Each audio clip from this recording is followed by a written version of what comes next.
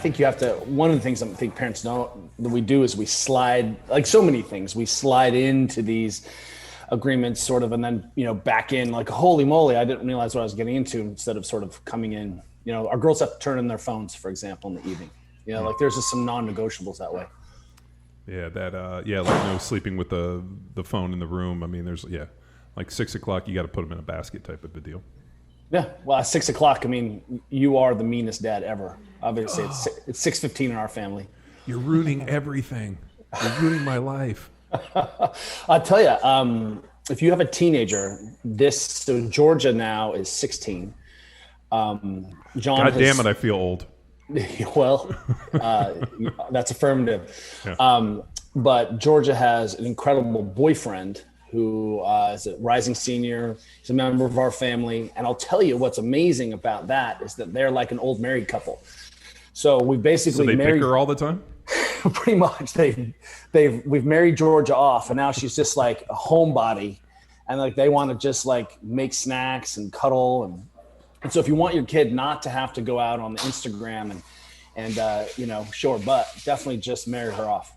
I'm sure I'm going to get lots of hate mail about this, but was it an arranged marriage? Did you get like any goats or anything in a dowry?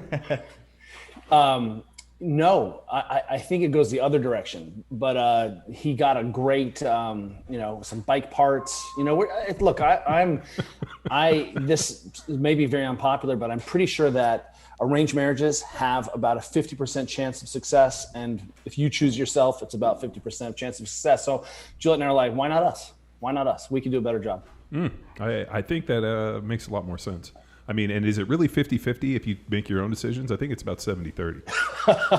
I mean, with the success.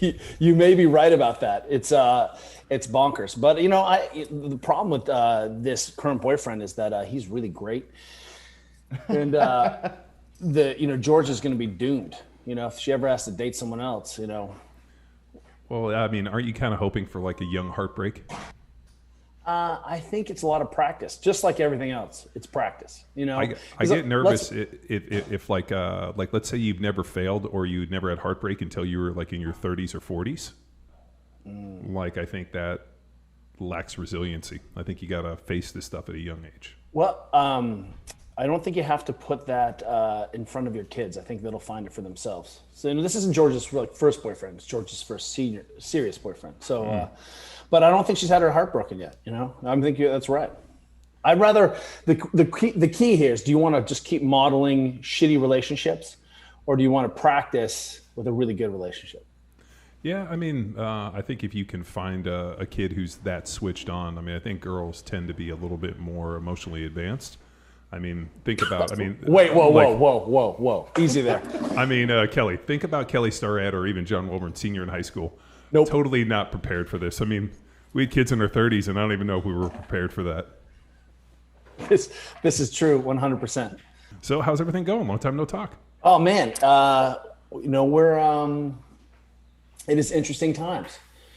We're doing great. We just got back from a little trip to Idaho where we're mountain biking and hiking, and trying to refill the tanks a little bit.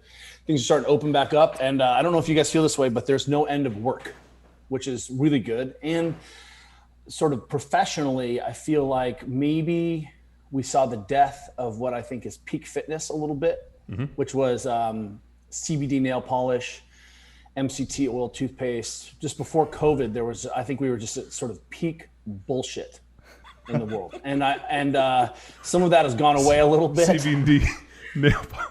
Oh shit. That's fucking I literally funny. was like, I have these instincts sometimes. I don't know if you feel that way too, but I'm just like, when do I get to earn my citizenship again and go back to farming the fields, leave the battlefields of Rome and just go be a farmer again? Like, this is really, sometimes I'm like, it's not fucking worth it. It's not. And then I really realized that I am so inspired by all the coaching going on and the bright, nerdy friends I have that it's worth fighting.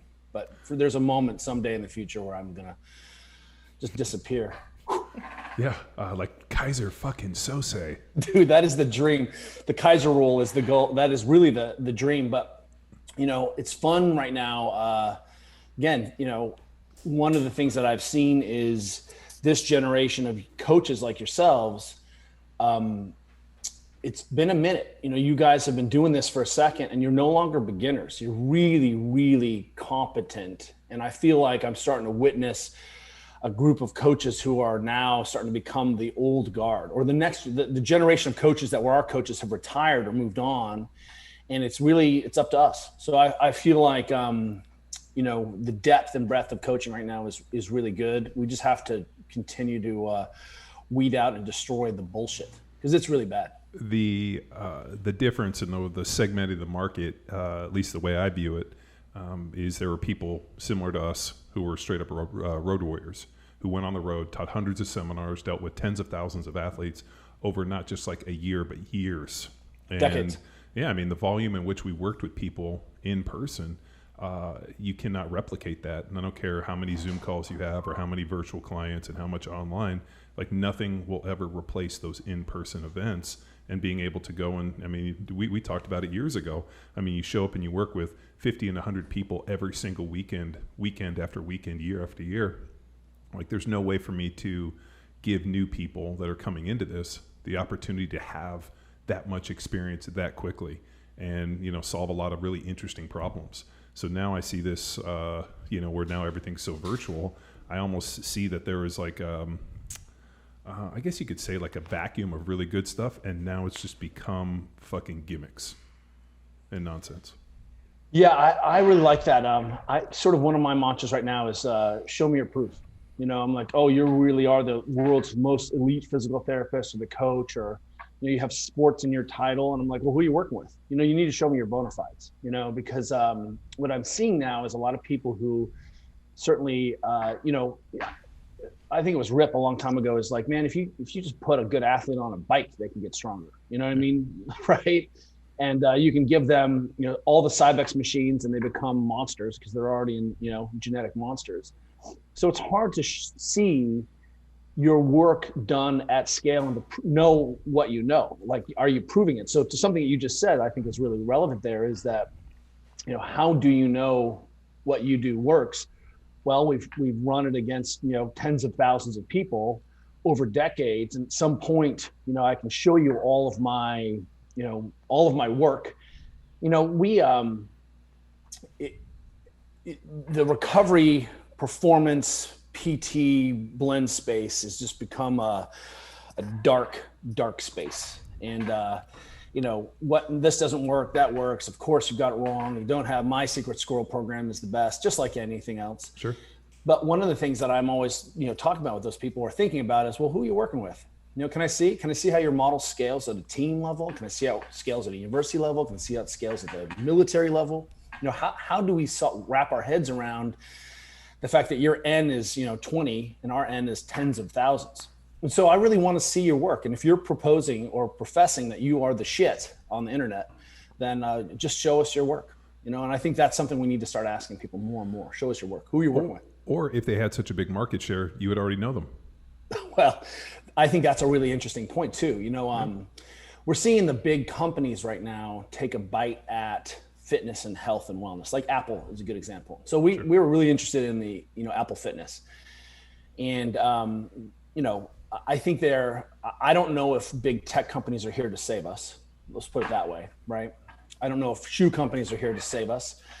But Apple took a bite at this, at the Apple. And Juliet and I went online. They're like world's best trainers. And I was like, really? I don't know any of these trainers. They're not working in any of the environments where we're seeing people go to the Olympics or go to the military or go to the Super Bowl. I'm like, what are we doing? So what we see is kind of celebrity. This is a good way of thinking about this. And I stole this from Jodorowsky, who was the French auteur filmmaker who was going to make Dune. He's just this crazy filmmaker, but he says, he talks about cinema, but I think we can talk about fitness, and it's industrial fitness. And the point of industrial fitness is to make money. It's not to change society. It's not to change consciousness. It's to make money, and has a simple goal. And that it can be good and it can be very entertaining. And simultaneously, it's not professing to do what it's not doing what it's professing to do. On the other side is this auteur fitness, where it is a long slog to teach people to move well.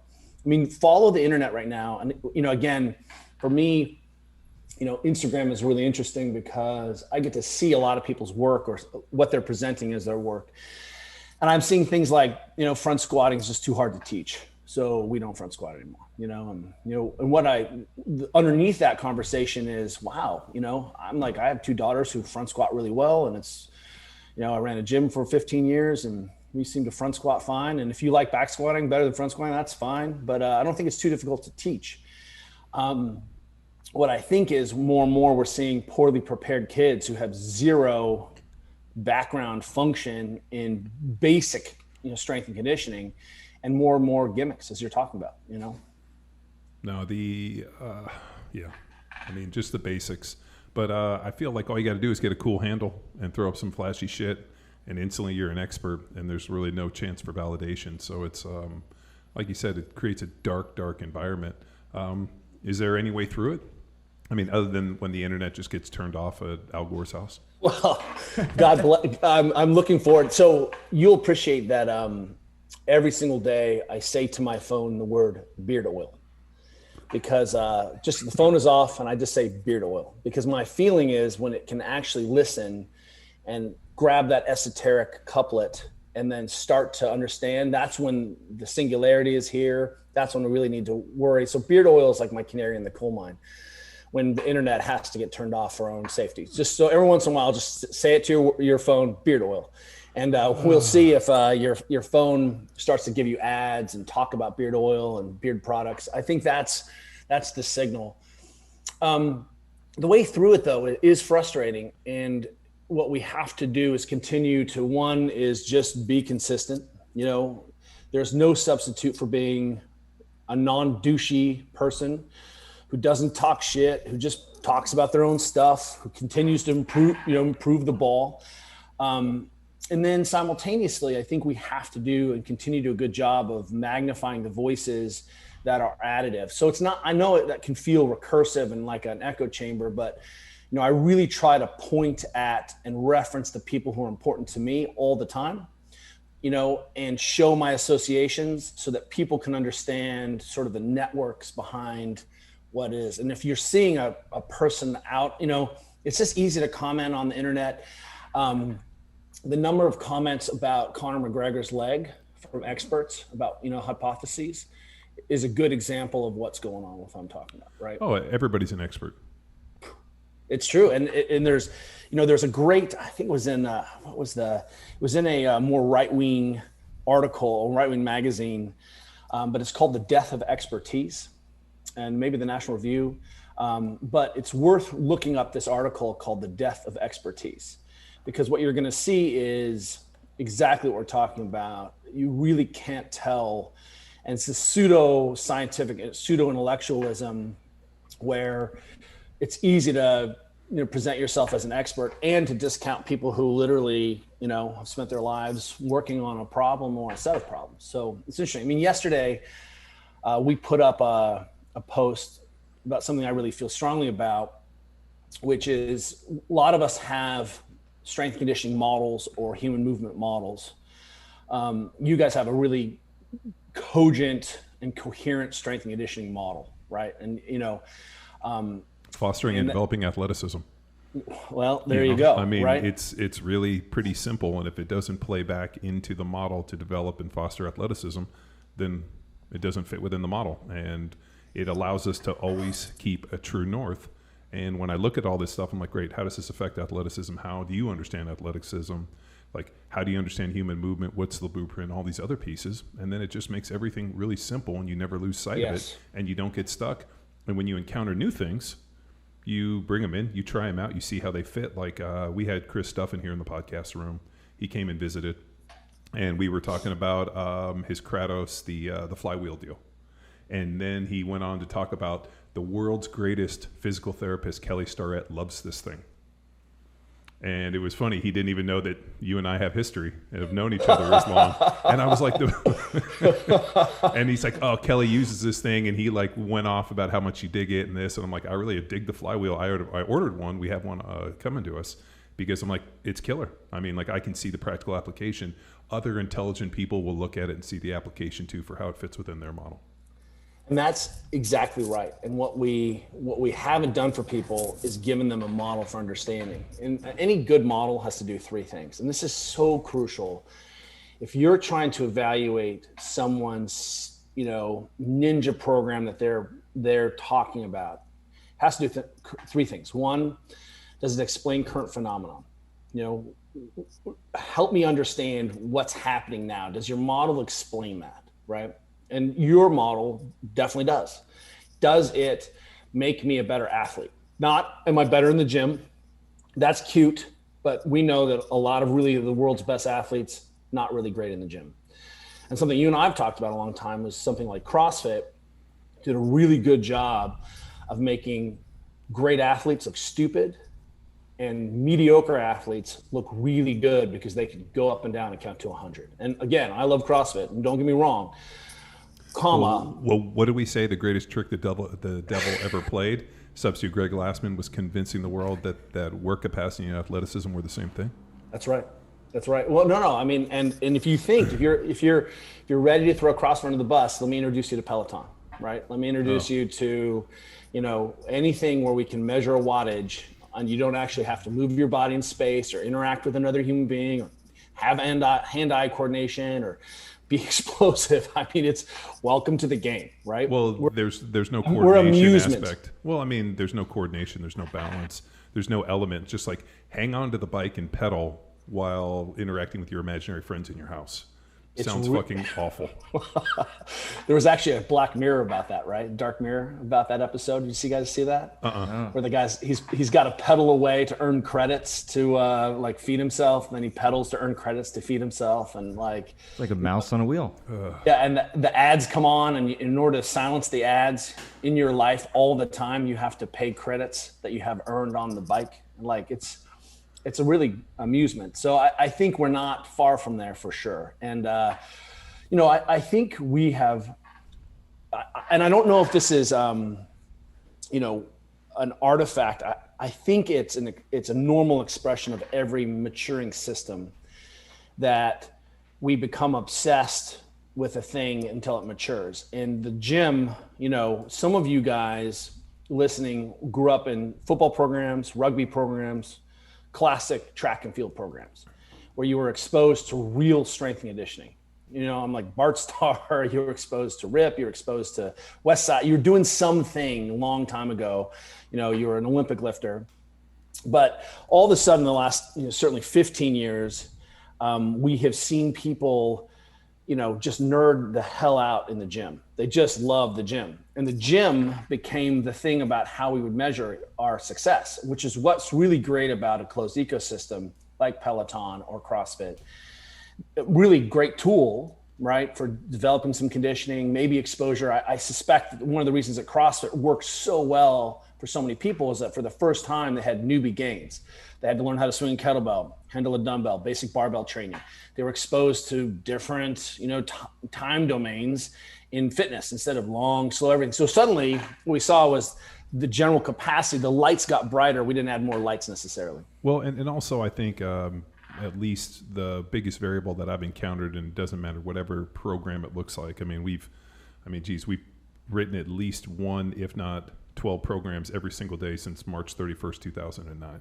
Right. So, we've delivered, I can't remember, it's like millions of workouts. The one variable that when I look to see whether or not people are making progress, it's relative intensity. And I don't mean intensity, obviously percentage of 1RM intensity, but how hard you actually go. And I think what was interesting about CrossFit is by pushing people to go as hard as they can every day, they knew that they could find a relative intensity. That's right.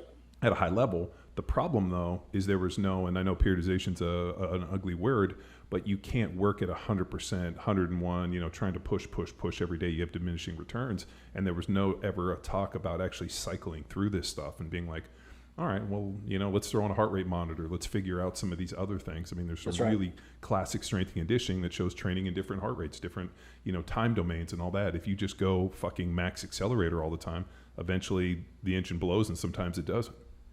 And max accelerator means different things. If you look at Franz Bosch and his work, he does a lot of relative speed based where, and I've started using that with a lot of kids. So I've got 7 athletes going to the Olympics right now.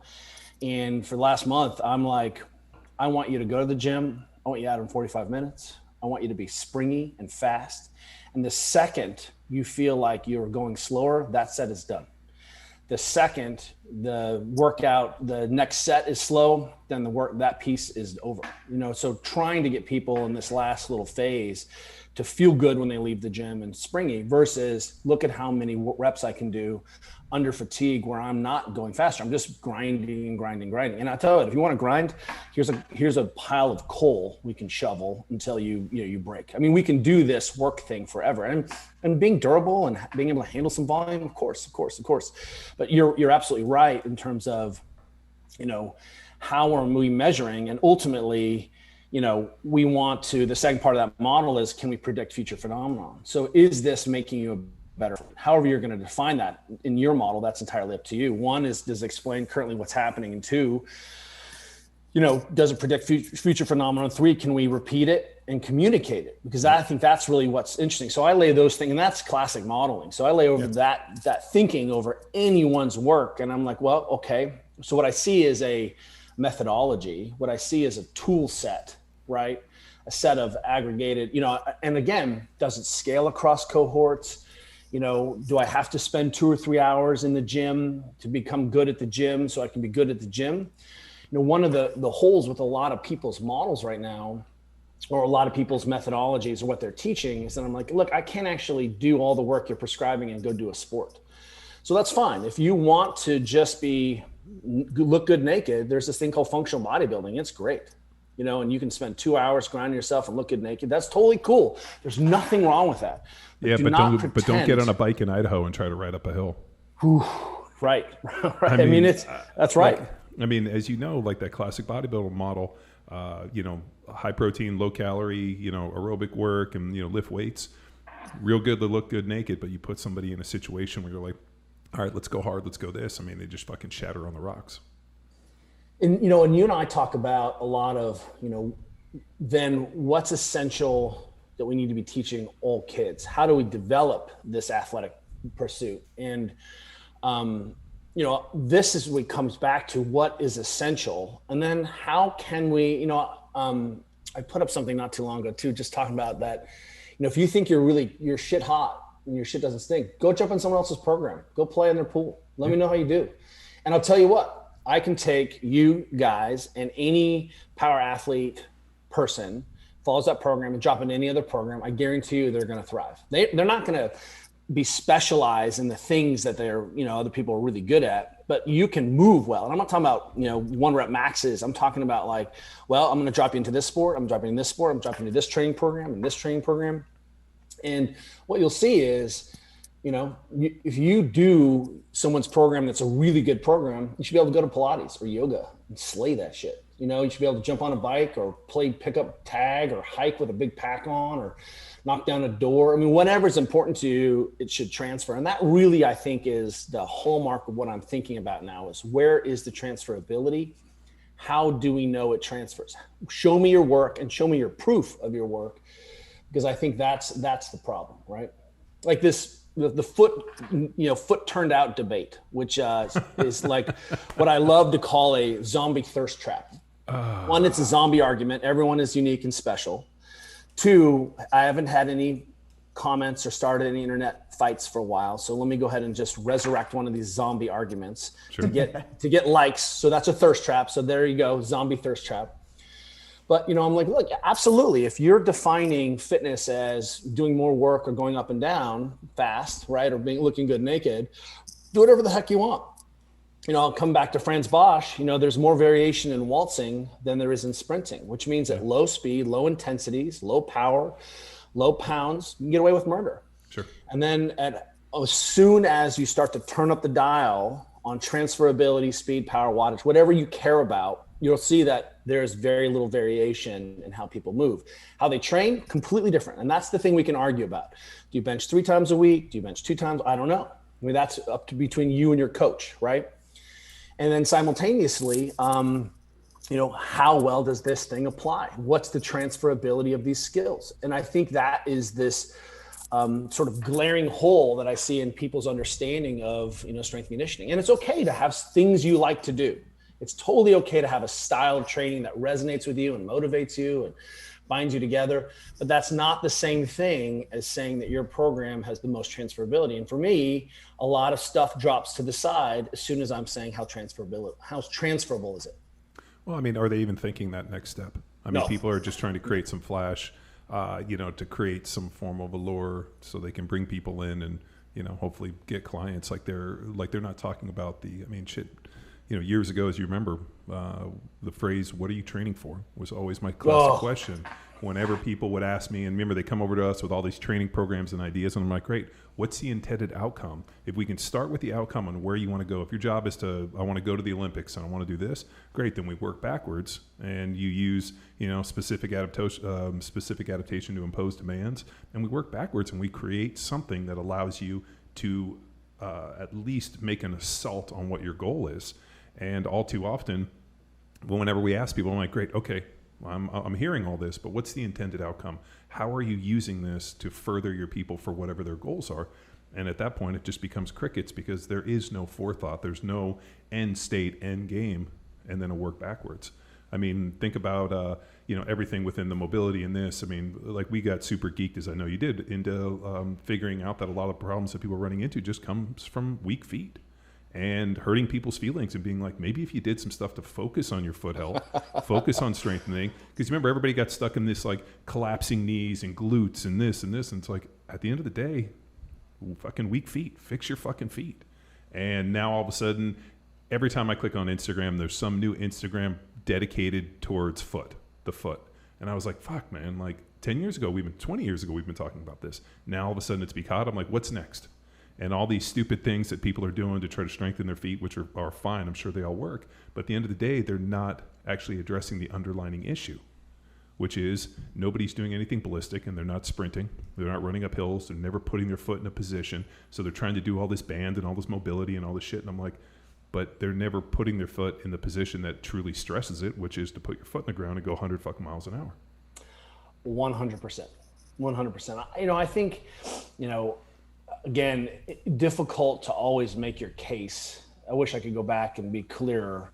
The reason we mobilized was to improve your position and restore your position so you could go work. Sure. And there were sort of two models to improving your position. You could do a lot of skill transfer exercises or corrective exercises, right? Which are tempo or isometric based positions. That's what a corrective exercise is. You're trying to remind someone how to move. But what I saw a lot of was, well, if I have a really good strength conditioning program, I don't need a lot of corrective exercises. Even my accessory work can be corrective exercises, right? But what we realized is that, people couldn't get into some of these basic shapes. I'm like, look, you don't have any shoulder extension. What do you think is going to happen when you bench? Like, you're going to suck because you don't have any shoulder extension. So why don't we fix that? And then you can bench, and then it corrects itself, right? And then you layer in the technique, which expresses the best physiology. And then you have a really nice recursive model, right? I'm whatever sport I'm doing or lifestyle I'm living, if I don't have access to this position, then I can quickly fix or improve this position, then go train that position. But you have to train the position once you mobilize to it to ingrain the pattern.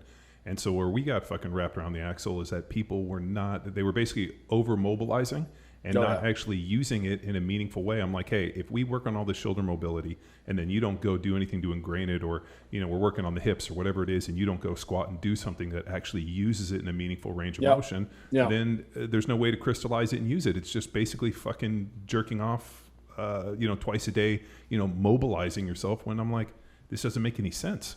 I mean, we talked about this with the Rolfing and also the, we've had so many conversations on this with the yoga people, where they were so flexible and passive range of motion, but the minute we put them under load, they had no range of motion to actively load any of this stuff.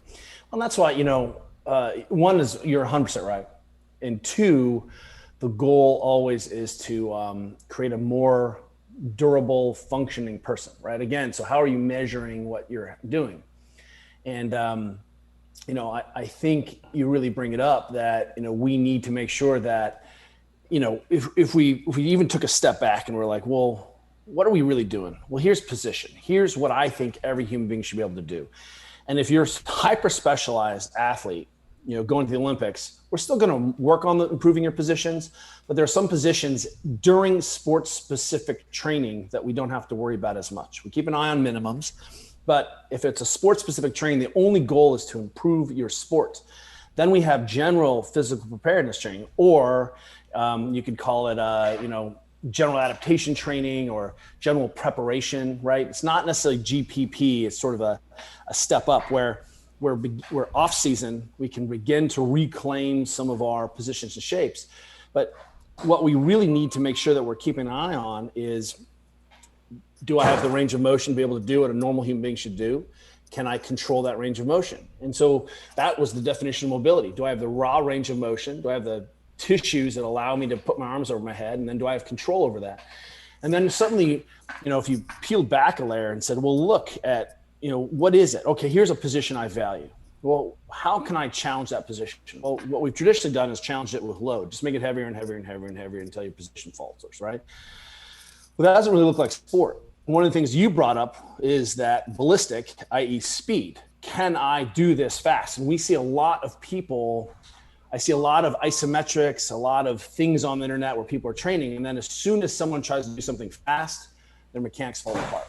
And so one of the easiest ways to see whether or not you own a position is to add speed to that position, right? Suddenly I'm like, oh, your pressing looks good. Now push press. Oh, elbow flare, back noodle. Okay, now we understand that you don't understand that position. Now do that when your heart rate's a little bit high, right? One of my friends invented CrossFit. Early on, he would go run and deadlift. Do you remember that, John? I mean, I think you were doing that in NFL a long time ago, right? Yeah. No, we would actually, I never pulled a deadlift off the ground my entire NFL career. I only RDL'd, and then we would rest, and then we would go out and try to sprint as fast as we could. Weird. Yeah, and what you see is you're challenging position with fatigue. You're challenging position, but you still have parameters. Not, hey, like as soon as speed comes down or we've lost our technique, we're done. And versus, here's the amount of, hey, you're going to bail for the next, 20 minutes, continue to move these piles of rocks, right? There's no demand. And so what we end up is less springy, less powerful. But then we can say, well, can you do this, under a little volume conditions? You can do this under a little, metabolic demand. Suddenly I'm like, hey, you're going to have to do more than 1 rep or 5 reps. You're going to, every once in a while, need to make sure you can swing that kettlebell 10 times or 20 times. But then I can say, well, can you handle it with a barbell, which is a closed torque system where I can create rotation off a fixed object. And then I also need to be able to do it with an open torque system where I have to create all the stability proximally because I'm handling a dumbbell or I'm swimming or I'm grabbing a kettlebell. Then you can add competition and you can just go on and closed chain, open chain. Am I pressing and compressing or am I distracting and pulling? And all of a sudden what you see is, oh, I can drop this model of understanding that my goal is to challenge the robustness of position, and the person I think who has the best command of shape, and I'm talking about full shape under as many different domains as possible. And again, you can tweak those domains as you need for your sport. That person is really competent and really durable. And now we have a way of understanding how good your program is. So how's the knee feeling? It has been, I can't believe I waited this long. I was taking things. So if you don't know, I just had my knee replaced in October. I was skiing 7 years ago. I love the internet. Everyone's like, see, mobility doesn't work. I'm like, yep, doesn't work. And you couldn't stretch that. I was like, nope, couldn't stretch it out. I had these gigantic chondral defects in my knee and no meniscus. And it was just like grinding bone on bone. Well, it's like when I had my surgery and you were in there and he took rocks out of my knee. They made little popping noises as you pulled them out the port. Yeah. And what's interesting is you didn't have pain in your knee. And that was such an important moment for my development as a young physio. And I was like, we have to stop using pain as the only metric of, is this good or bad? Just do a bunch of work.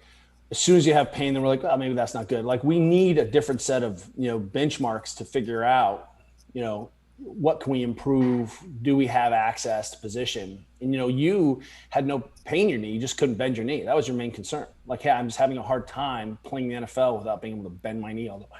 Yeah, because I had a rock in there jamming in the joint. Super weird. The other thing which is kind of come to fruition is the popliteus muscle in the back has calcified, and so when it calcified, I'm sure. it basically put these osteophytes that are acting like a doorstop on my knee. Yep. So I go and I have this guy work on it like every week to try to get some pliability back in it, and it's amazing. He works on it for like 3 or 4 minutes, and instantly my leg goes straight. And then I wake up the next day and it's this. And I've talked to a couple docs. I researched some surgeries. I think they did it in like Korea somewhere, where they had this, and they went through and they did a number of it, like a couple incisions into the muscle, and then were able to kind of like clean it all up, remove all that stuff, debris, and then people were normal. So I've reached out to like a bunch of different doctors who were like, "Nah, we can't go through the back of the knee." Yeah, it's pretty scary back there, right? Yeah, there's a lot of stuff. There's a lot of stuff back there. What you start to see is, hey, if you don't have full range of motion of your joint for whatever reason, trauma, right? You've got osteophytes, you've got changes from being an athlete or a mover your whole life, whatever, it doesn't matter. You tore your ACL and now you have arthritis in your knee. What we know is your knee is going to send signals to your brain to try to protect that knee. And that may mean your popliteus gets stiff. It gets tight trying to protect your knee, right? So, Juliet, had hip dysplasia as a kid in JRA, had her hips replaced. But one of the things that would happen all the time before those surgeries is that her adductor was always stiff, always tight, trying to protect her hip. And so she'd be like, "Oh, my adductor." And, what you could see was that was her brain saying, "Well, let's stabilize this thing." So, one of the reasons we have always prioritized good range of motion in the joint is that if you don't have decent range or full range in the joint, then your brain is going to work around that, because its job is to keep you moving in the environment. And however it does, so you end up playing whack-a-mole. So what you figured out is until that knee changes, that popliteus is going to be the thing. And so what you've figured out how to do is, well, okay, this is the thing I need to do to keep as much function as I can in the knee. I have to the same mole rears its head up. So with your knee, I mean, it was 7 years ago that you had the damage? I crashed skiing going really fast. So did have people tried to extrapolate that the mobility doesn't work, or what you're teaching, because you had your knee replaced? Yes. Is that the aspersions that people are casting? Not like just one every once in a while. I played in college football player. I know you fucking like world class White Rapids downhill, the whole thing, skiing, running. I mean, all didn't you run like 50-mile races? I mean, all this stuff, and you bang your knee up skiing, and you went 7 years suffering with it. Because I remember you called me and you were like, "What do you think?" I'm like, "I don't know, man. There's got to be like a stem cell solution."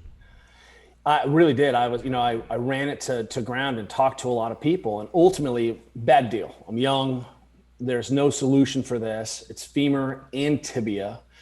And, I put out the videos or the pictures. And of course, when they went in there, they were like, "Holy crap, you didn't have any pain?" I was like, "Nope." And I had full range of motion. I just had, if I put 300 pounds on my back, the grindy, horrific feeling through my knee was awful. Right. So I just deadlifted and swung and did step ups and biked. And, as you age or you have trauma, it's okay that we don't have 150 things in our tool belt. This is why we want to have multiple tools, right? I can have 100 things I can do and still function really well, which comes back to our original idea. The thing that we should be measuring is not what's going on in the gym, but our ability to express that in the real world, in real sport, in real life, and real demands. And for me, the reason I had surgery was not my knee pain. I didn't have knee pain unless I was skiing very fast or biking really hard. My knee would swell and I'd get all this other problem after those big efforts. But the thing that was starting to change was myself in the real world. Suddenly, deep flexion on the bike started to ache. I could ski with my family on a hard packed day for an hour. Then I'd go sit in the car because it was like, just couldn't take it. Last summer, we were portaging a class 5 rapid. And I had my kayak on my shoulder and I had to step down on that leg on this kind of like over the waterfall and like a cliff thing. And my knee just was like someone turned off my knee. Like, nope, and now you don't have a knee. And I almost tumbled to my death in this class 5 canyon. And I was like, isn't that interesting? Not pain, just like, nope, we're not going to do that anymore. Yeah. Can't wait, Bear. I'd get out of the car, land on my left leg, hop off a pull-up bar, land on my left leg. Juliet would be like, "You want to play Frisbee?" And I'd be like, "Ooh, got a Celebrex?" That started to get in my brain. So the reason I had surgery was because I couldn't do the things I wanted to do in the real world, not my training changed, right? The training was as a metric for how, but I'm clever. I knew how to work around this and maintain my range. I went in there and I could squat ass to ankle and I had full terminal knee extension. They were like, I understand. And when they went in there, they were like, holy shit, how did you do this? I'm like, well, there's this thing called eating right, training what you can train, keeping an eye on your minimum range of motion, taking care of your tissues, sleep, being a family that loves you, all of those things that matter and aggregate over a long time. And that's why I think I was able to buffer this as long as I could. And then now I have to be honest, holy shit, I can do whatever the fuck I want on this knee. I can kneel on it. I can sit ass to ankle. I can power clean. I can deadlift. I can run. I can bike. I can ski like I'm, 18-year-old maniac again. And I'm like, shit. I mean, what happened was I have a joint that will take force. And that really comes back to these, this central idea of what we're talking about. There are certain positions that allow you to handle more force. When you can't do it, your brain downregulates your force production. This is why we teach technique in all things. And suddenly I don't have to make excuses for or work around the problem. I'm like, what are we doing today? Let's go for it. I can't believe how rad my knee is. Comment still swells because I'm only like 8 months out. It'll swell for 12 months to 18 months because the tissues are new, But do you think because you went in with full range of motion, it helped? Like it helped? Because I know Matt's still struggling with range of motion, but I think his knee was so damaged for so long that he lost it. I think that's right. I think that's exactly right. If you start to become restricted, don't have access to, and then you have to look at what's going on. One of the things that was a big tell for me was that my shin, like your popliteus, my flexor hallucis longus, or extensor hallucis longus, the muscle that basically flexes my big toe up, started to get pissed all the time. My brain was saying, well, let's stiffen this system up and protect the knee.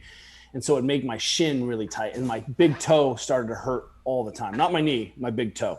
Wow. And so I started playing, and I was like, shit, I can't get ahead of this thing because I'm getting an error signal from my knee.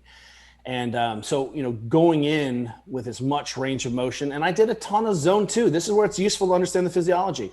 I had done so much aerobic work that my vasculature was well developed. All the capillary beds, when they cut into my joint capsule, it bled and they freaked out because they hadn't seen a healthy joint capsule in a long time, highly vascular, right? And they were like, holy shit, he's losing a lot of blood. And the doctor's like, actually, that's just a normal capsule. The other thing is, because I continued to load this thing in ranges that I had. I mean, I deadlifted 605 on this thing, the year before my surgery. My bone density was through the roof. They went through 3 saws trying to cut through my femur. They couldn't cut the femur.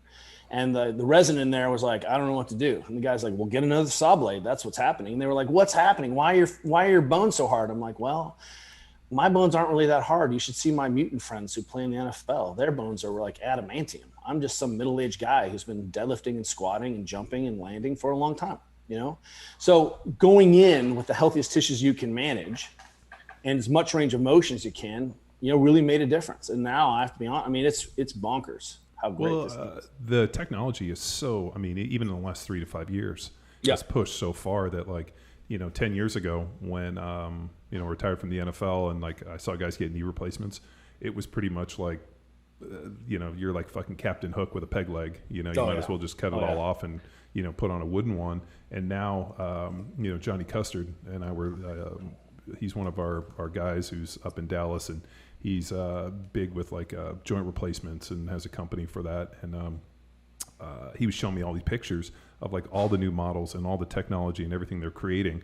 And he's like, this is as close as, people are going to get to, their original parts. My big thing is just how long does this stuff last? And he's like, honestly, it's lasting a lot longer. It's not like before where they had to pull it out every 7 years. He goes, the way they're doing it now, you're going to get much more time, but it will have to be redone at some point. Yeah, well, I'll have to put in another poly insert in there.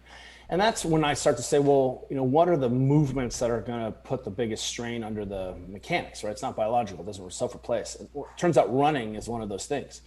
A little tiny range of motion, repeated, 400 steps every 400 meters, something like that, right? It's a lot of duty cycles very quickly. So I go run hills, but I don't run, right? I go sprint the hill because sprinting is a thing that humans need to be able to do. So I expose myself to sprints regularly. I push the prowler. That is not the same thing as regularly going out and running a 5K every day in this little tiny range, same position over and over and over and over. So, spread that out. And then it also doesn't speak to the rest of the mechanics. One of the things about Matt, for example, is that Matt worked around his knee for a long time and was really hard on his hips. And so suddenly what you're seeing is if you compensate a long time at a high level, there will be a cost upstream or downstream of that affected joint, which is why we have to keep an eye on the whole system. And sometimes, look, this is the cost of being a superstar athlete. You're going to get injured. That's you have a choice. You can either just bubble tape yourself, live a sedentary life and die horribly, or you may injure yourself, doing what your body's supposed to be able to do. Yeah, the thing I used to tell people is you have to be willing to set your body on the altar of, the pinnacle of athleticism and set it on fire. And if you're not willing to do it, don't do it. I mean, you got to make that deal. And it is interesting. We rode yesterday, and George's boyfriend is on the mountain bike team. He 6'1", 210 superstar, and that kid on a mountain bike gives me the heebie-jeebies. He's endoing off things and flying down. He's like, I just don't really feel fear. And I was like, must be nice, because I feel fear these days. I remember how that felt. I remember being 18 years old. What are we doing? It's fine, and it's pretty. I mean, the people riding with Yannick were, we were all just like, holy crap. I don't think he touched his brakes once on this long, gnarly downhill, Meanwhile, awesome. I'm white knuckling it, trying to keep up with my, my girlfriend's boyfriend. Impossible. But, the brain. Saturday, we went over to some friend's house, and he has, I think they're called YT. They're these dual suspension, front and back suspension bikes, but they have a battery assist in them. Oh, yeah. Dude, I got on this thing and you're pedaling, and it's like superpowers. All of a sudden, I'm flying up, and we started cutting down and going. It was a lot of fun, and I'm like, God damn, this must make mountain biking way more fun.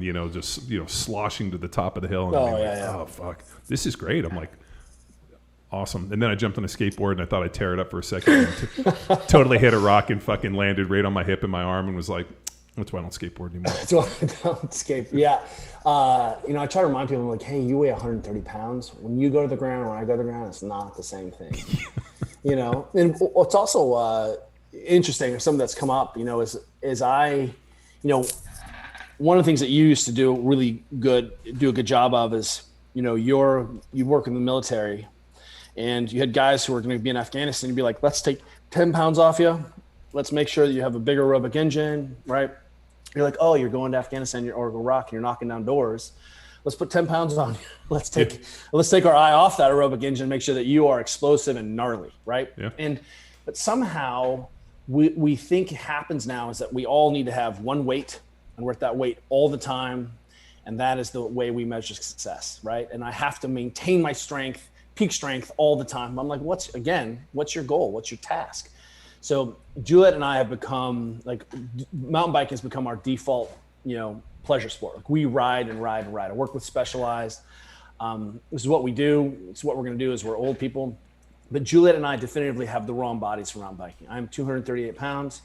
I'm as skinny and lean as I've ever been, but I am it's like dragging a kettlebell behind me as I walk. That's how it feels. And I look, and I have a watt meter on my bike, and I look at my friends. I'm like, what wattage you putting out? They're like 170. They're like you, and I'm like 350 watts. So I have to double your wattage to keep up with you. And this is also the lie of Peloton and the assault bike, and right is that you look at your wattage, but you didn't have to control that body in space. And now I'm realizing I'm like, wow, I'm trapped in this dumb big body. Or you just get a bike that has the electric attached to it. And then, I'm not kidding you, dude. I got on this thing, and I own two of them, man. I flew up a hill, and I came back, and then we were inside eating, and I'm on my phone. I'm I signed up for the People's Newsletter. I'm God, they're all sold out. I'm like, shit. I'll totally get one of these when they come back in. We have Juliet and I have two Levo SLs, and so they make mountain bikes that have basically for you and your weight and size. I would be like, you need the 500 watt option, right? The 600 watt option. But we have these mountain bikes that weigh 37 pounds, and they only put out 250 watts. and if you've ever rode before or on a rowing machine or ever been on a Concept 2 bike, you understand how much 250 watts is. So giving John Wellborn plus 250 watts evens the field. It means that you can suddenly not just go below carbon, like it's not just redlined. Like where we live, from our house to the trail is 800 meters and it's straight up for an hour. So sometimes we're like, do you want to ride? And Juliet and I are like, whew, man, I don't know if I got it to like peg the meter for an hour. It's just the entree. You jump on the e-bike and all of a sudden it can be a recovery day. It can be an aerobic day. It can be zone 2. And that means you can do more work, right? I mean, whoever lifts the most fresh, the most often, the win. Whoever can do the most work and remain the freshest wins. I mean, so what we see is, man, this is a great tool to get people out there and to give access to suddenly where you and I are riding and you're like, dude, I'm not going to do this. The cost of getting in, it's going to cost me 3 days. I've just redlined for, I've been toxic. And for a bunch of middle-aged guys or strength athletes, people who like to lift weights, it suddenly gives us access to the backcountry. And I'm a huge fan of it. Yeah, no, I couldn't agree. I think I have a Santa Cruz downhill bike that we would take up to Mammoth all the time and just bomb down hills, and then you take the gondola up, and it's fucking the best thing ever. And your heart rate, you're weirdly high over those 4 hours of bombing. The whole time, so when I was young and I bombed it, it was just like, how fast can we get down there? The whole time I'm going down, I'm like, please don't let me hit this rock. Please don't let somebody come out in front of me. Like, please don't let me fucking break my neck. Like I have this whole it's like this please conversation. Like I'm just waiting for somebody to kind of come across and just. I'm like, please don't let me kill this person. You would kill them. Oh, 100%. So now, as when I was in my 20s and we do it, it was just like, how fast can we get down? How many rides can we get up and back? And now then last time we went was a couple years ago. It was like, oh, please don't let me kill this. Don't let me fucking hurt myself. Like the last thing I need to do is end up in an emergency room and the kids are fucking buzzing around. But what are they 60 pounds? And they're like, oh, I fell. I'm totally fine. I'll get right back up. If I hurt myself bombing downhill on a mountain bike, my wife will kill me. That is not an okay solution. Wait. You went off a sweet jump and you hurt yourself? And I'd be like, nope, didn't hurt myself. I'm just have a broken bone. I'm totally fine. I'll be fine. It's sticking through. It's compound fracture. I'll be fine. It's beginning to smell of almonds, but just ignore that. So, dude, I got a couple quick questions. Oh, yeah. No, I was just going to ask. So, San Francisco CrossFit shut down? Rest in peace. What a great run we had. Juliet and I. Amazing. Got more out of a gym than any two people deserve to have out of a gym. What a great run we had. And I can't imagine taking any available space we had in our lives right now and going back into a gym. That would just crush us. Yeah, the day I sold my gym I never went back. I mean, it was the greatest day ever. Well, one of the things that I was always worried about was, it was my test kitchen and teaching hospital. So if I pulled that out, would I lose credibility? And then COVID just made it clear that that's not the case. And then also I was like, wait a minute, A, all my friends have gyms, and B, I'm in a lot of high performance environments all the time, so, whether, I don't know if you guys watched the England soccer game last night, England is a TRS team. I get a lot of feedback about what's working and not working, so I have enough places to test my theories now all the time. My living laboratory is going on. So I didn't need the gym, but that was a tough one. That really, that was expensive and brutal. And we, San Francisco, as is a little bit a tough place to do business. Oh yeah. They definitely make it, it's not for the weak or for the meek or the people that are not fucking heavily invested. California is just one of these places. It's so hard to do business. That's very true. We had 3 more years on our lease. It was very stressful. This just goes to show you that you cannot cheat your physiology. You cannot. Last summer, maybe it was August, September. We're gearing towards, how do we manage this? Juliet and I just basically had piles of money that we'd set on fire every day. That was called running a gym in COVID. Where literally we were not able to access the building. We had 3 or 4 months where we could not go in the building, but we still paid full rent, all the insurance, all the utilities. And what's crazy is the Presidio's owned by the U.S. government. You'd think so, right? But they'd be like, no, sorry, we're a government agency and we don't have any control, and you know, so they just let us fail, and we literally we had as many conversations as we could, but there's a little stress going on, you know, with taking care of our coaches and our people, and 15-year business, and I developed hiccups. I burned a little hole in my stomach, and I hiccuped for 11 days straight. I don't know if you know what that's like, but that would be hell on earth. Oh God! And I think 11 days, because that's how long it took for the private sector work. But also, I finally figured out that I put myself on a horse trank dose of gabapentin, and that seemed to stop it finally. So, but my point is, it matters, nutrition, sleep, and I just, I 10 things. My point is, it was very stressful. And Juliet was a champion partner in this deal, but San Francisco CrossFit, no more. Rest in peace. All right, Tex, what do you got? Well, in 2019, y'all rebranded from Mobility WOD, world-renowned brand, into the Ready State. So I'm just curious about that rebranding process. Did the mission change? And two, what are some brief challenges that y'all ran into to remind people who you were? Such a fair question.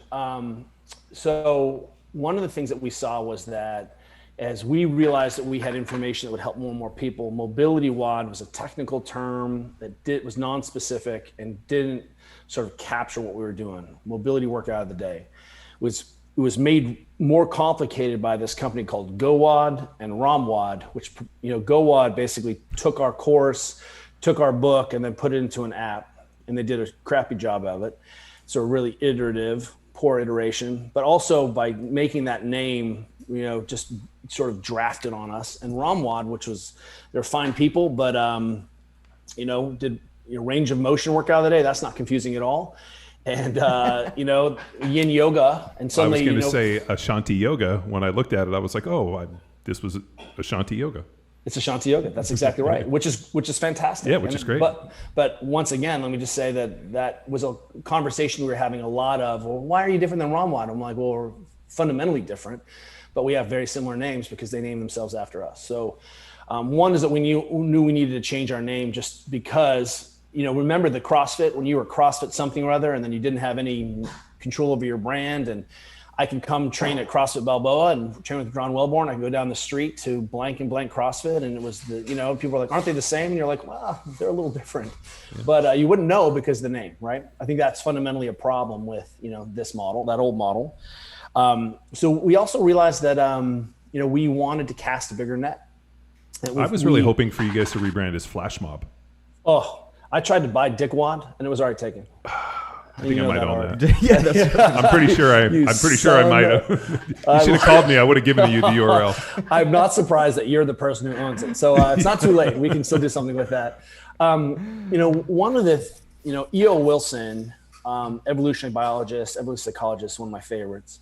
And he has this idea that the highest calling of science to inform the humanities. Like we're supposed to use science to change people's lives, right? That's ultimately what the highest calling of science is. And there's pure science we should have, but a lot of science should be to inform our lives. Well, I really like that idea for fitness and strength and conditioning. The idea of strength and conditioning is to transform people's lives, right? And I really will say, like, well, is that true? Is that what we're doing right now? I'm like, well, we're fatter, we're more diabetic, we have more ACL injuries, we have more spine injuries, more surgeries, more depression, more suicide. Choose something you give a shit about and then ask, is it working? And what you'll see is it is not working. So one of the things that, I think one of the reasons Power Athlete has been so dominant and so true for so long is it was born in the crucible of application. This is what we know about how to make athletes go fast and be powerful. And then we're going to take those principles and apply them backwards towards mortal people.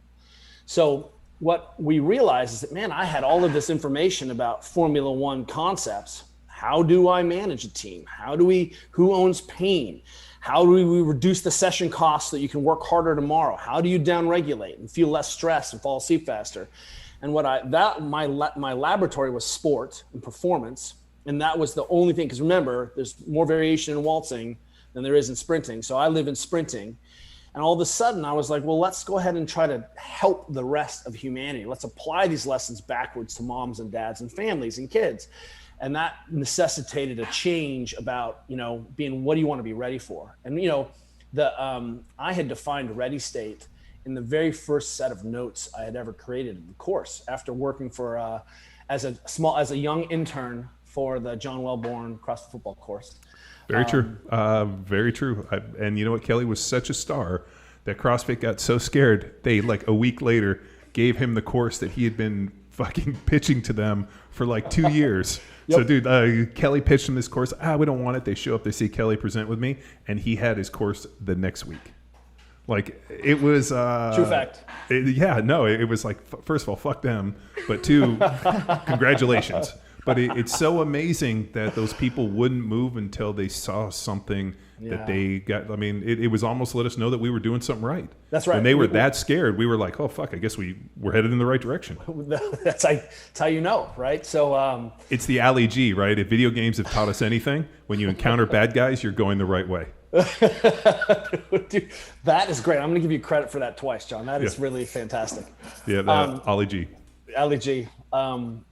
So, here we are. I was talking about saying, well, how do we create the most readiness with our athletes, given their life, given the demands of the team, given their injury history, and really good strength and conditioning. And when I say strength and conditioning, I'm talking about performance, is really managing what you can manage and saying that's got to be enough. Let's trust the athlete to go out there and be an athlete.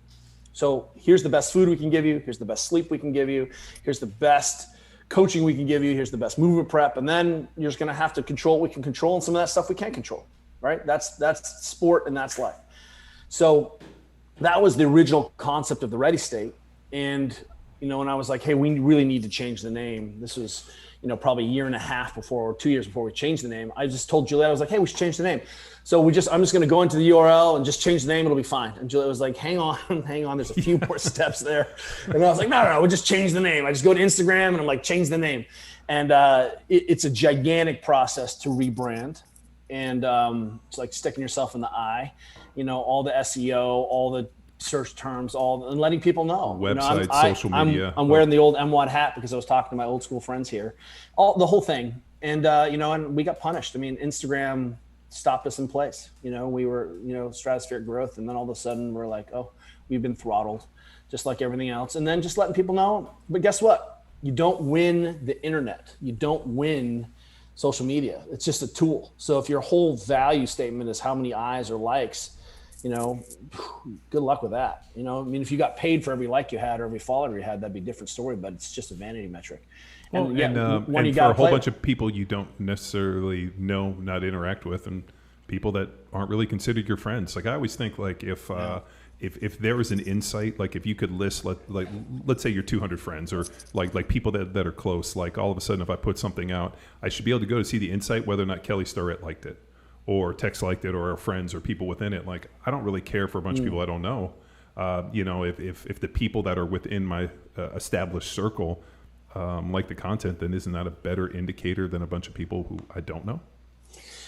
I think you're 100% correct. And, one of the things that we've always tried to do, you and I both, is we're always coached at the back of the room.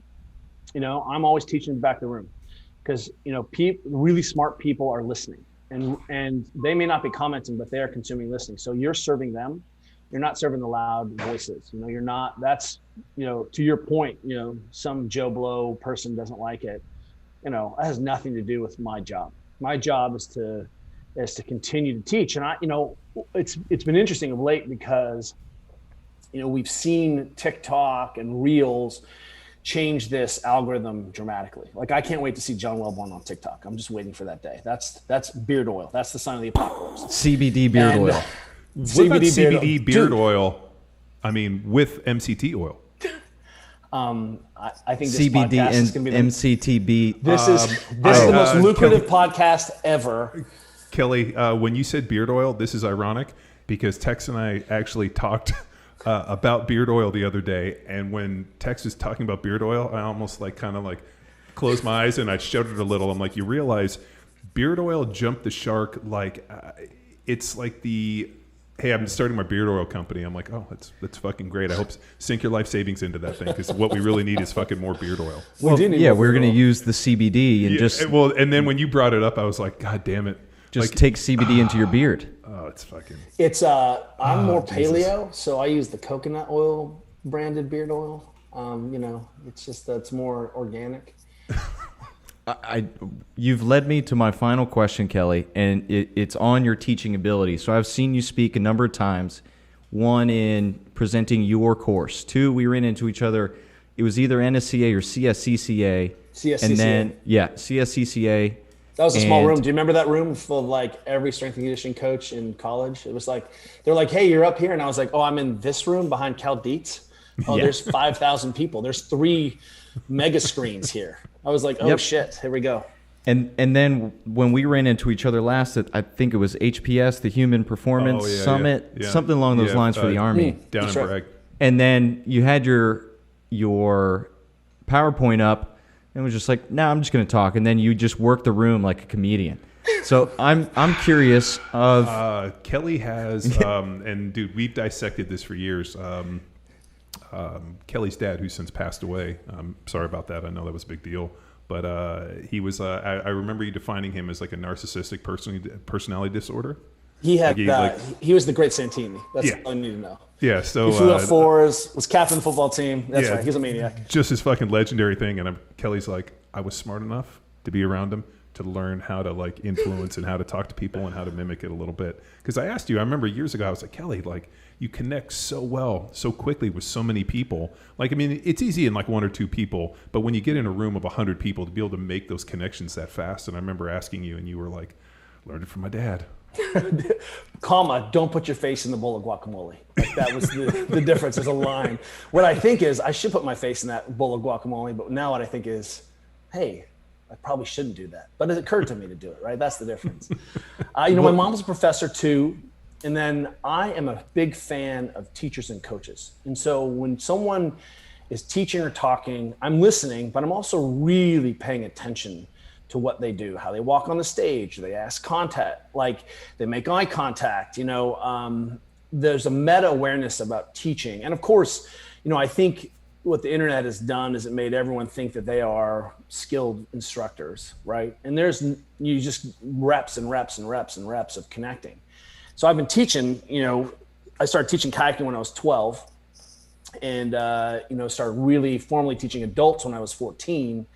And, a bunch of teachers in my family. Then again, I really like coaching, and coaching is my favorite thing in the world to do. Like, I'm not embarrassed that I'm a coach. Like, you sit down on the airplane next to me and I'm like, wow, I was trained as a physical therapist, but I'm a coach. That's what I really love to do. And my favorite people on the earth are other coaches. I mean, athletes are fine, but I really work with coaches. That's the thing. It's like people are like, oh, did you get to meet these athletes on so-and-so team? And I'm like, nah, they're going to come and go. But the coaches, they'll stick around forever. So those are my people. And, some of this is, it's easy to fall into the trap of I have this big PowerPoint and I'm just going to let that go. And that's just lazy. You have to really work. And I believe that, did you guys see the documentary It Might Get Loud with Jack White and White Stripes, Jack White of the White Stripes. And then The Edge is on there from U2 and someone else, and they're talking about guitars. And Jack is like saying, hey, look, you need to be a little uncomfortable when you present or teach or perform. He's like, so if the microphone is 1 step away, tomorrow night, put it 2 steps away. So one of the things that happens is if you're going up hitting rote play on a presentation and you're not using that presentation as an opportunity to try something new, to talk about something differently, to get, so when I teach, I don't teach for them, I teach for me.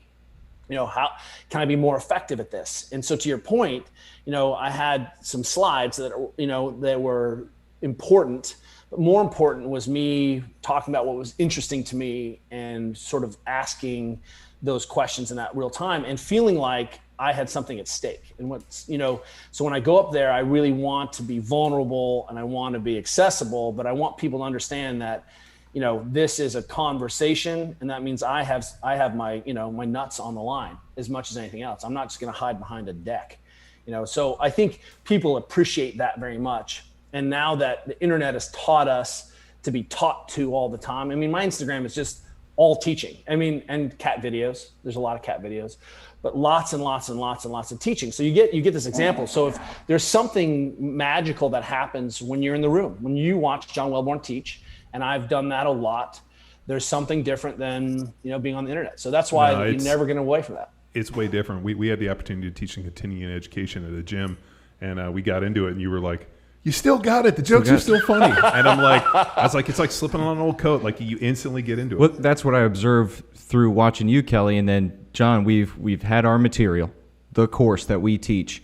And then there's these offhand gigs, whether it's through NSCA, TSAC, or any of the smaller speaking where we get to explore. And that's one thing I appreciated seeing you at the Human Performance Summit is that, oh, dude, I'm back in. It wasn't the same old information that I've heard before or presented or seen in your social. It was, dude, he's flexing. It's because you're always constantly learning. There's always new material. There's new information. If I got to go teach what I taught 10 years ago, then we know we're selling beard oil. I mean, at that CBD, point, we MCTB. might as well just sell beard oil because it's fucking stale. And I think this is something that we run into all the time, and I'm sure you do too, where, the conversations we had 10 years ago seem boring, but then I have to remember there's people that are just finding us today. And I'll get an email from somebody that's just starting the training, just into this thing. That's right. And is asking these questions, and you're like, where have you been? Have you been under a rock? Like, no, I'm just 16, John.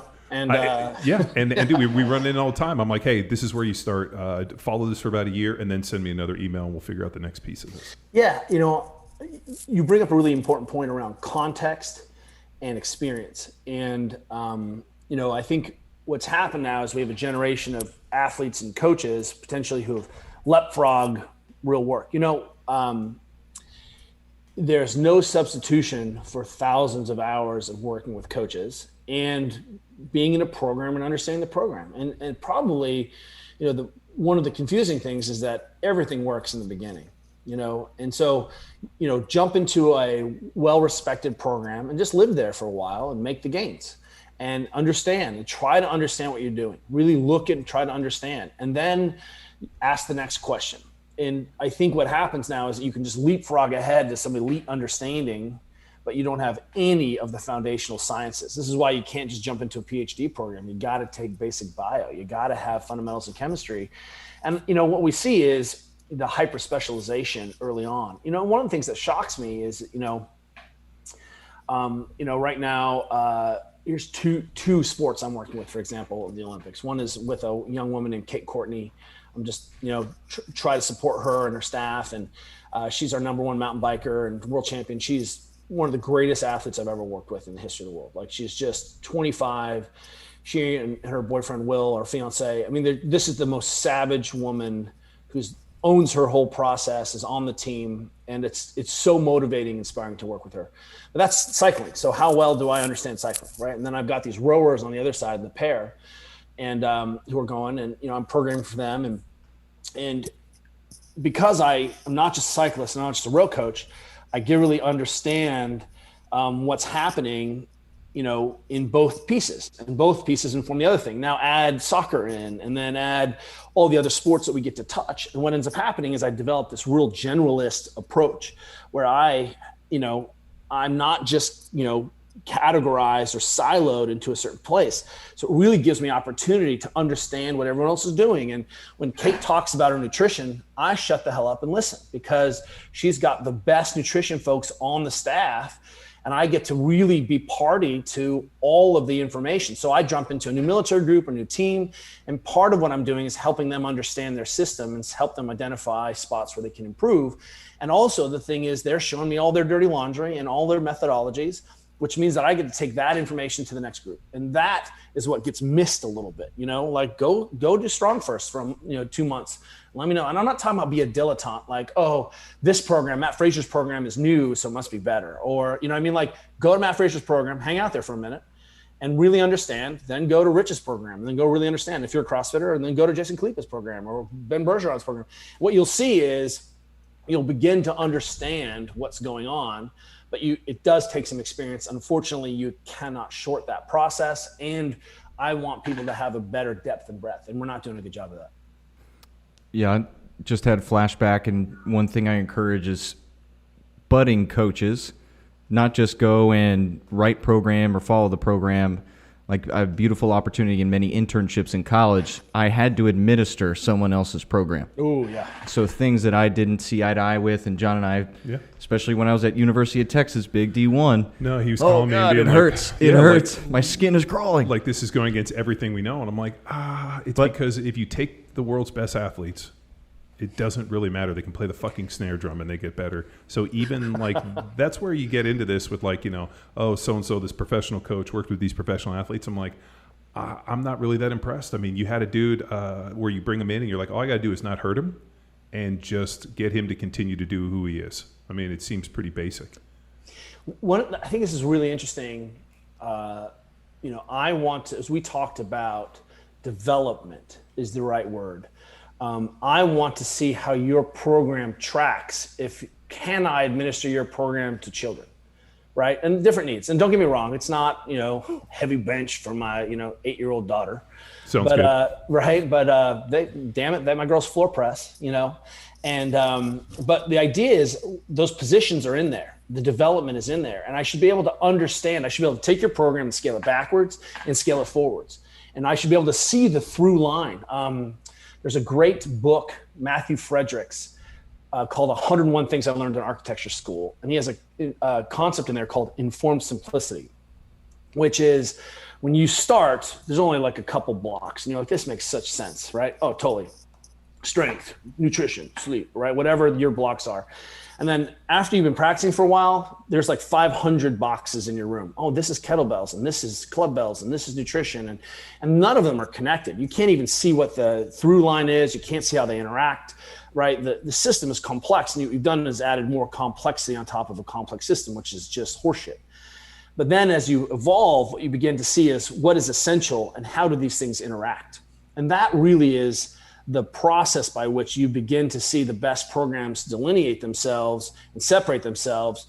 Is I should be able to take a child and then have that child develop right into a high school kid, right into a collegiate kid, right into a pro kid. Of course, the pro has more experience and the technical, they're more technical and they can do more advanced training and they have slightly different demands, but fundamentally position, shapes, principles, you've been talking foot shape for that child from day one. My girls all know what a good foot shape is. Yesterday, Georgia had, it's just the middle of water polo season. So I'm like, hey, G, I want you just to get your heart rate up a little bit on this skier because that mimics our rowing, a little sprint, 5-calorie sprint, very short. And then I want you to do a paused, right, front squat double at 55 pounds, where when you pause in the bottom position and you step on the gas, you're trying to go as fast as you can.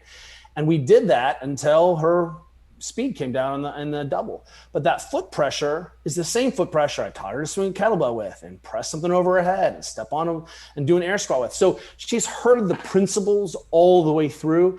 And the only thing I do is add slightly more complex training movements on top to get the desired effect. But what we haven't done for people is said, this is essential. What we have is people memorizing very complex dance aerobics with weights.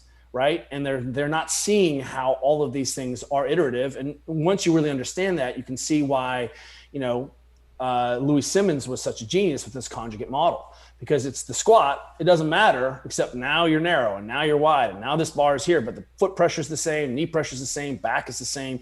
You're just showing me you have, fluency under these fundamental, conditions. I think it's a good point to end on. Yeah, it's great. Hey, thanks, Kelly. Dude, it's great to connect, man. Thanks for coming on Power Athlete Radio. Man, love you guys. And, really it's I listen to everything you guys put up. Keep doing it. It's one of the densest, best resource podcasts that people don't know about. Thanks, man. I really appreciate it. And dude, now that hopefully California's opening back up, hopefully we can get to see each other in the near future. Amen. It's on. Sounds good. Well, thanks, boys. Thank you. Yeah, K-Star, where do people go if they want to follow and learn more about? I know on the website. All you got to do is look out for the cloud formations. I mean, it'll drive you towards the ready state. I mean, like if you can't find Kelly Starrett, you're probably not on the internet, or you're in a coma. I like, you could just go to beardoil.com or Little John. CBD, MCT. So we're starting our beard oil company? Little John Organic. Mini-me-johnwellborn.com. Dickwad.com. If you wanted it, I would have given it to you. I should have known. Of course you own it. Of course. I got Johnny Wad, which I think good. is hilarious because you used to call me Johnny Wad. Johnny Wad. Yeah. And Ask me Johnny. Talk to me, Johnny. Yeah. So all that type of stuff. So amazing. Well, best to your family. You guys, great. Really, thanks so much. And it's fun to deep dive nerd meta coaching, because sometimes I feel like this is the conversation we get to have enough. Cool. Sounds good. All right. Thank you. Thank you. Bye. Thanks, boys. I'm a loaded freight train and I'm right on track. I'm smoking.